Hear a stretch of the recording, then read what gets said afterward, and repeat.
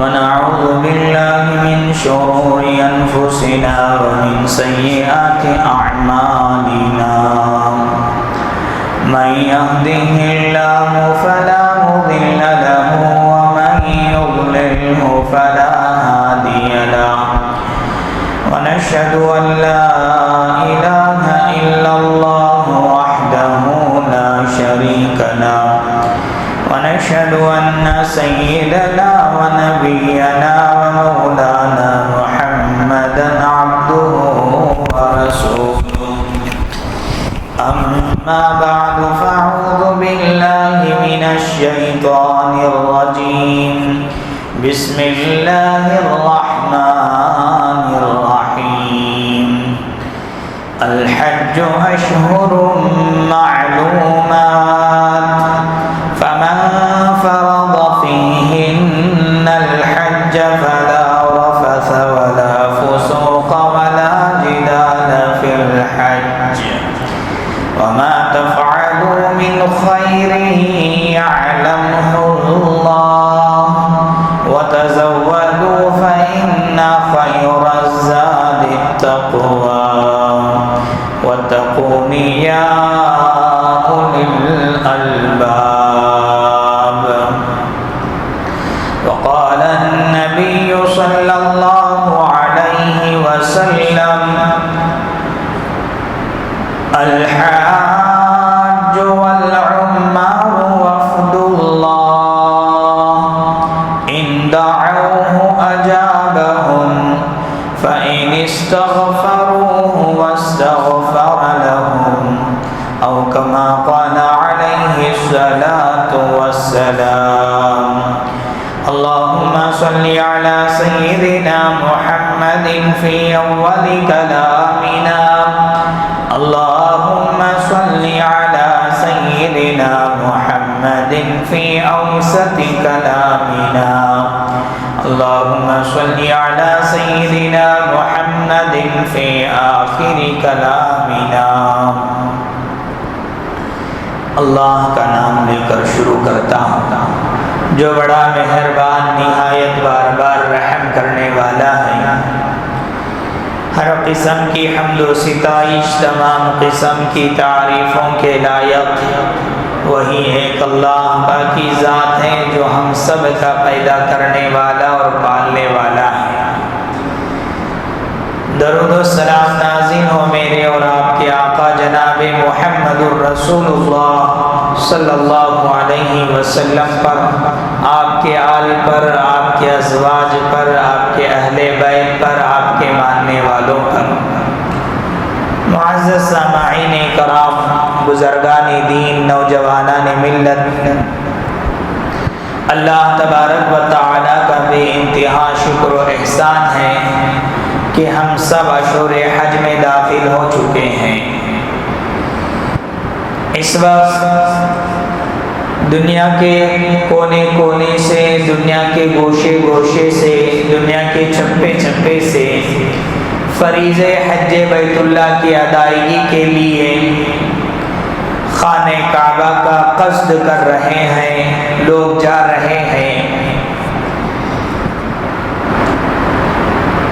الحمدللہ ہماری اس ریاست سے بھی حجاج کرام کے تقریباً 5واں قافلہ بھی روانہ ہو چکا ہے.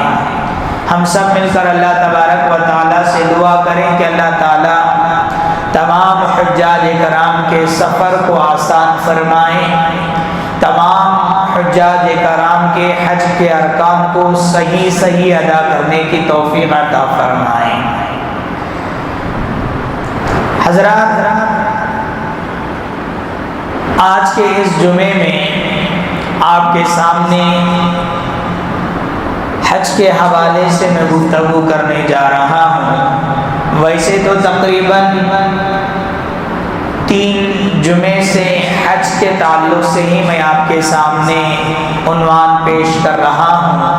آپ نے حج کی فرضیت کے حوالے سے بھی بات سنی، خانہ کعبہ کی اہمیت و فضیلت کے تعلق سے بھی آپ نے گفتگو سن لی ہے، اور مسجد نبوی مدینہ منورہ کی فضیلت اور اس کی تاریخ اور اس کی اہمیت کے حوالے سے بھی آپ نے سن لی ہے۔ لیکن آج کے خطبے میں حج کا پیغام کیا ہے، حج ہمیں کس چیز کی تعلیم دیتی ہے، حج کا سبق اور حج کا درس کیا ہے،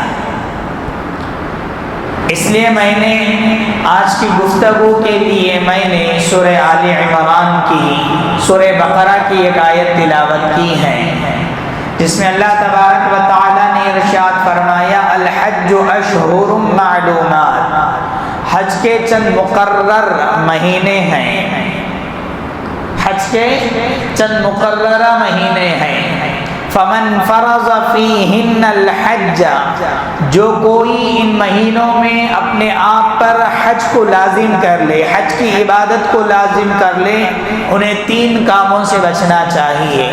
سب سے پہلا کام ہے فلا رفث، جنسی بے راہ روی سے، ولا فسوق، اور فسق و فجور کے کام سے، ولا جدال، جنگ و جدال سے، لڑائی جھگڑے سے۔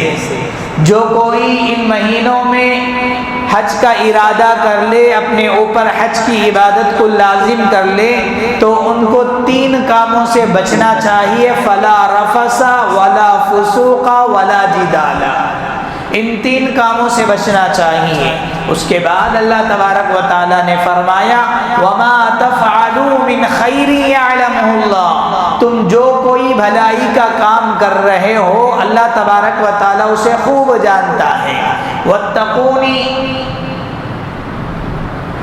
وما تفعلوا من خیر یعلمہ اللہ وتزودوا فإن خیر الزاد التقوی، جو کوئی حج کا ارادہ کر رہے ہو، حج کے لیے روانہ ہو رہے ہیں، تو ان کو چاہیے کہ توشہ ضرور لے کر جائے، زادِ سفر ضرور لے کر جائے۔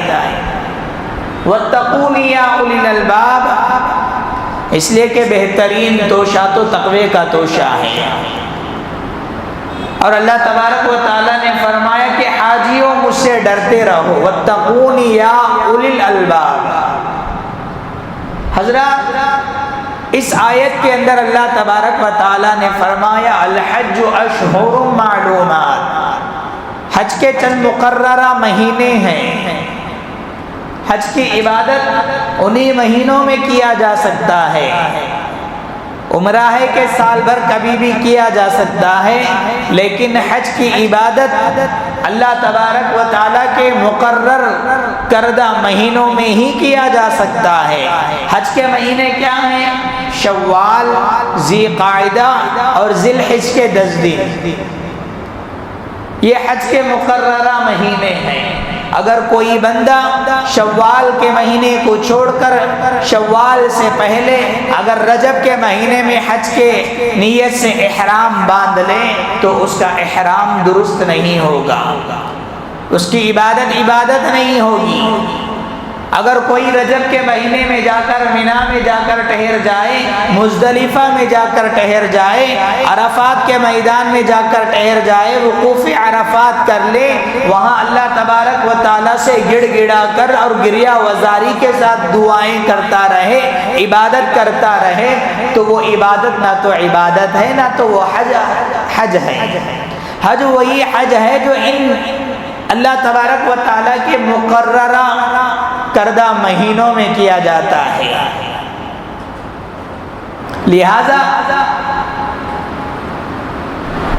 جو کوئی اللہ کا بندہ حج کا ارادہ کر لے، اپنے اوپر حج کی عبادت کو لازم کر لے، تو ان کو 3 کاموں سے بچنا چاہیے۔ سب سے پہلا کام ہے فلا رفث، جنسی بے راہ روی سے، یعنی میاں بیوی کے درمیان جو میل ملاپ ہوتا ہے اس سے بچنا چاہیے۔ ولا فسوق، فسق و فجور کے کام سے، یعنی ہر قسم کے گناہ سے بچنا چاہیے۔ ولا جدال، اور لڑائی جھگڑے سے، جنگ و جدال سے بچنا چاہیے۔ ان تین کاموں کو کیوں حکم دیا گیا کہ ولا رفثا ولا فسوقا ولا جدال، جنسی بے راہ روی سے بھی بچو، فسق و فجور کے کام سے بھی بچو، اور لڑائی جھگڑے سے بھی بچو، اس لیے کہ یہ تینوں کام اس کے اسباب بہت زیادہ پائے جاتے ہیں حج کے احرام میں اور حج کے مہینے میں۔ جو بندہ حج کے ارادے سے احرام پہن کر جب مکہ مکرمہ پہنچ جاتا ہے، مکے میں پہنچ جاتا ہے، تو اس کے لیے بہت زیادہ اسباب ہے لڑائی جھگڑے کے، بہت زیادہ اسباب ہے فسق و فجور کے کام میں، بہت زیادہ اسباب ہے رفث کے۔ اس لیے کہ اللہ تبارک و تعالیٰ نے پابندی لگائی ہے دنیا بھر کے جو حج کرنے والی عورتوں کو وہ چہرے کو ڈھانپ نہیں سکتی۔ اسی لیے حجاج کرام کے لیے یہ تینوں کاموں سے بچنے کی تعلیم دی گئی ہے۔ حضرات، فریضہ حج بیت اللہ کی ایک خصوصیت یہ ہے کہ فریضہ حج کے علاوہ جتنی عبادتیں ہیں اگر آپ غور کر لیں گے، یا تو وہ بدنی عبادت ہے، یا تو وہ مالی عبادت ہے، یا تو وہ بدنی عبادت ہے یا تو وہ مالی عبادت ہے۔ نماز ہے، بدنی عبادت ہے، روزہ ہے، یہ بدنی عبادت ہے۔ نماز پڑھنے کے لیے پیسہ خرچ نہیں ہوتا، روزہ رکھنے کے لیے پیسہ خرچ نہیں ہوتا۔ زکوٰۃ ہے، یہ صرف اور صرف مالی عبادت ہے، زکوٰۃ ادا کرنے کے لیے جسم کا خرچ نہیں ہوتا، بدن کا کوئی کام نہیں ہے۔ لیکن فریضہ حج بیت اللہ ایک ایسی عبادت ہے، ایک وقت مالی عبادت بھی ہے، ایک وقت بدنی عبادت بھی ہے۔ حج کی عبادت ادا کرنے کے لیے وہاں پر پیسہ بھی خرچ ہوتا ہے اور بدن کو بھی کھپانا پڑتا ہے، جسم کو بھی کھپانا پڑتا ہے، جسم بھی تھکتا ہے، جان بھی تھکتا ہے اس عبادت کے لیے۔ اسی لیے اللہ تبارک و تعالیٰ نے فرمایا وَلِلَّهِ عَلَى النَّاسِ حِجُّ الْبَيْتِ مَنِ اسْتَطَاعَ إِلَيْهِ سَبِيلًا، جس کے اندر طاقت ہو، استطاعت ہو۔ استطاعت کے معنی میں دونوں افراد شامل ہیں، جس کے پاس صحت ہے اور جس کے پاس مالی طاقت ہے اور بدنی طاقت ہے۔ یہ دونوں استطاعت، یہ دونوں طاقتیں جس کے پاس ہیں، اسی پر حج کی عبادت فرض ہوتی ہے۔ حضرات، فریضہ حج بیت اللہ یہ محدود تعداد میں سالانہ 60، 50 یا 40 لاکھ افراد سالانہ کرتے ہیں، لیکن فریضہ حج بیت اللہ جو لوگ حج کرتے ہیں ان کو بھی سبق اور پیغام دیتی ہے۔ جو لوگ حج نہیں کرتے دنیا بھر کے مسلمانوں کو بھی پیغام دیتی ہے۔ وہ کیا پیغام ہے، وہ کیا سبق ہے، وہ کیا درس دیتی ہیں فریضہ حج بیت اللہ؟ آج کے خطبے میں وہی آپ کے سامنے میں پیش کرنے جا رہا ہوں۔ حضرات، فریضہ حج بیت اللہ سب سے پہلا پیغام اور سب سے پہلا سبق ہمیں جو دیتی ہے وہ عقیدہ توحید کا سبق دیتی ہے۔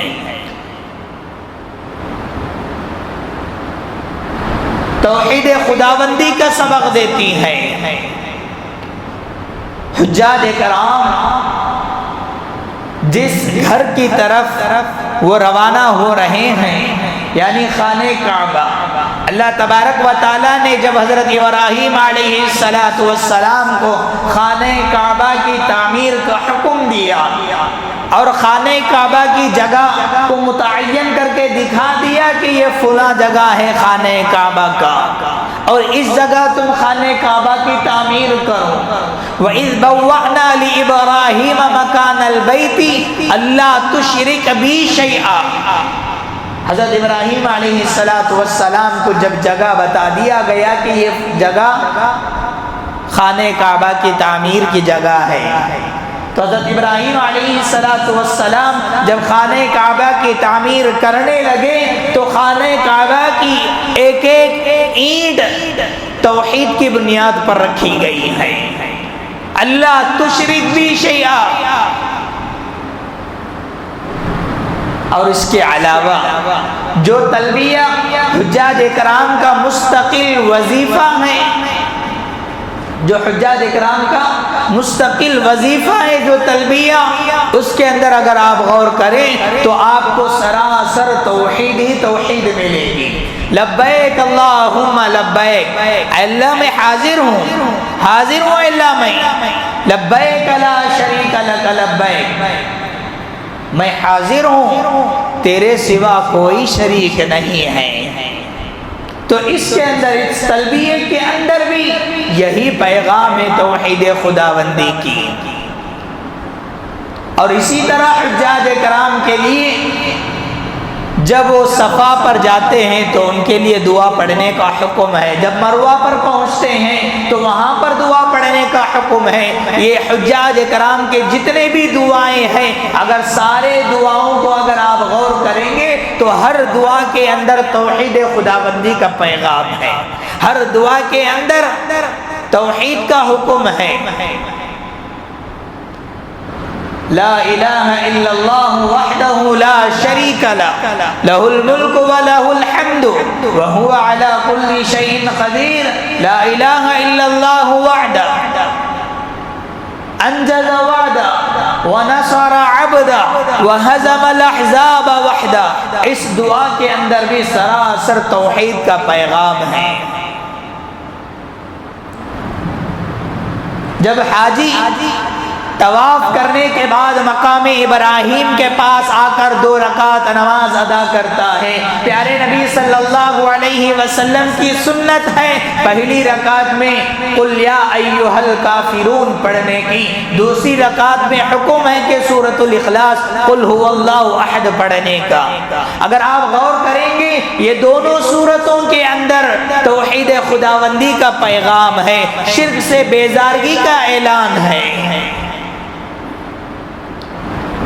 جب حاجی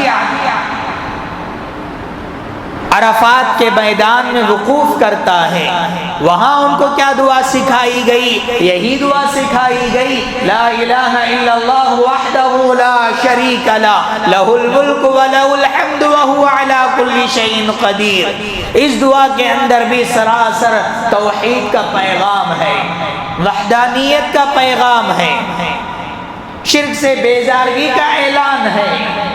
اسی لیے حجاج کرام حج کو جانے سے پہلے یہ ساری دعاؤں کو اچھے طریقے سے یاد کر کے جائیں، اور ہر دعا کے اندر جو توحید خداوندی کا پیغام ہے اس توحید خداوندی کو اپنے دل میں اتارنے کی کوشش کریں۔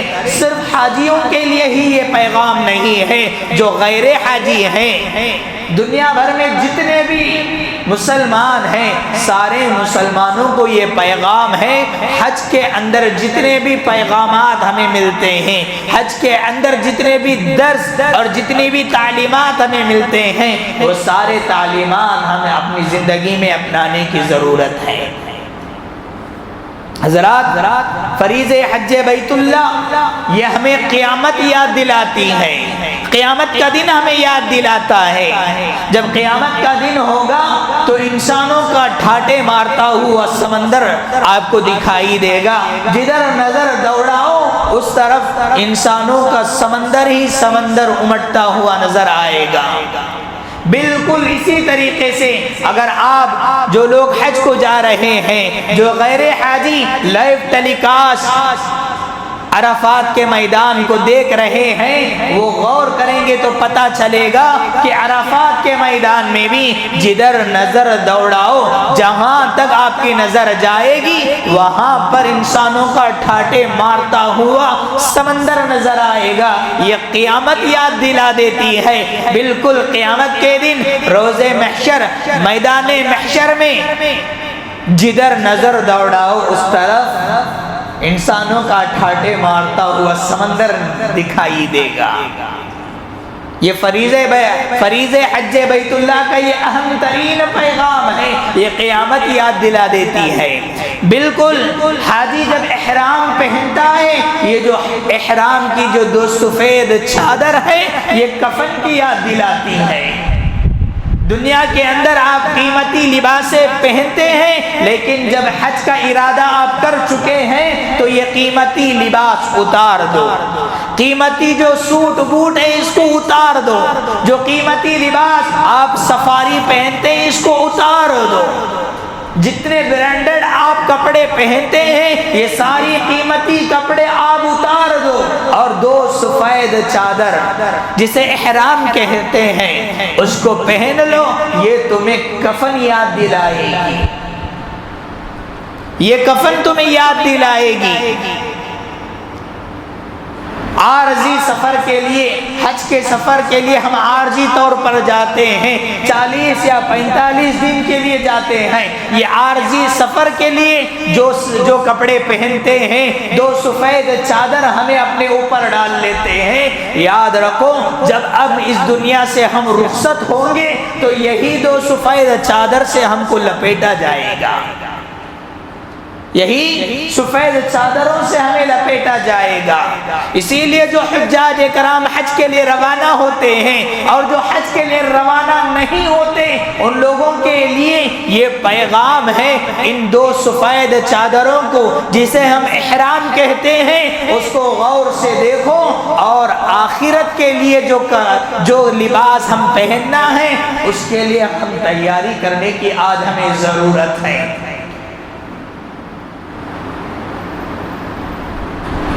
اور اسی طرح سے حضرات حجاج کرام جو حج کے لیے روانہ ہو رہے ہیں وہ دل کی باہر کی دنیا کو سنوار لیں، باہر کی زندگی کو درست کر لیں، یعنی حقوق العباد سے پاک و صاف ہو جائیں۔ حج کے لیے روانہ ہوتے ہیں اچھی بات ہے، لیکن اپنی زندگی کو ذرا پیچھے مڑ کر دیکھیں، کہیں کسی کا حق تو مارا نہیں، کہیں کسی کا حق تو میں نے دبایا نہیں، اگر کسی کا حق مارا ہے جا کر ان کا حق واپس کر دو، اور اس کے بعد پاک و صاف ہو کر اللہ تبارک و تعالیٰ کے دربار میں پہنچ جاؤ۔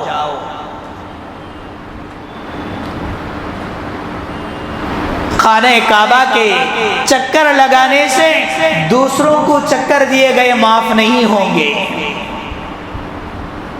اسی لیے حج کو جانے سے پہلے حقوق العباد سے پاک و صاف ہو جاؤ۔ حج کو جانے والے آج ہمارے معاشرے کے اندر بہت سارا ناٹک بازی ہمیں دیکھنے کو ملتا ہے۔ حج کو جانے سے پہلے لوگ جاتے ہیں، جا کر لوگ ایک دوسرے سے معافی مانگتے ہیں، لیکن معافی مانگنے سے کیا ہوگا؟ لیکن آپ نے جس کا حق دبایا ہے، جس کا حق آپ نے ضائع کیا ہے، اس کا حق واپس کر دو، آپ کو معافی مانگنے کی ضرورت نہیں پڑے گی۔ باپ کا انتقال ہو گیا، جائیداد میں بہن کے حق کو ضائع کر دیا، والدین اس دنیا سے رخصت ہو گئے، بھائی ہے کہ بہن کو باپ کے وراثت میں حصہ نہیں دیا، لیکن جب حج کے لیے روانہ ہوتا ہے تو جا کر بہن سے معافی مانگتا ہے۔ معافی مانگنے سے یہ ادا نہیں ہوگا، بلکہ حقوق کو واپس کرنے سے یہ حقوق العباد ادا ہوتا ہے۔ اسی لیے حجاج کرام حج کو جانے سے پہلے اپنی ظاہری حالت کو درست کر لو، اپنی دنیا کو درست کر لو، اور اسی طرح سے حضرات حج کو جانے سے پہلے اپنی دل کی دنیا کو بھی درست کر لو، یعنی اپنی نیت کو پاک و صاف رکھو، اور اپنے دل کے اندر ریاکاری کے جذبات کو آنے مت دو، ریاکاری کے جذبات کو اپنے دل میں آنے مت دو۔ بہت سارے لوگ حج کرتے ہیں لیکن ان کے دل کے اندر ریاکاری کے جذبات پائے جاتے ہیں۔ اخباروں میں تصویر دینا، پھول کا ہار ڈال کر محلے میں گشت لگانا، یہ سب ریاکاری کے جذبات میں سے ہیں۔ اسی لیے ان کاموں سے اپنے آپ کو بچائیں۔ حج کے لیے جو جا رہے ہیں نیت کو پاک و صاف کر لیں، یہ جو عبادت میں کرنے جا رہا ہوں اللہ کی رضا کے لیے میں جا رہا ہوں، اللہ کو منانے کے لیے میں جا رہا ہوں، اللہ کی خوشنودی کے لیے میں جا رہا ہوں۔ بہت سارے لوگ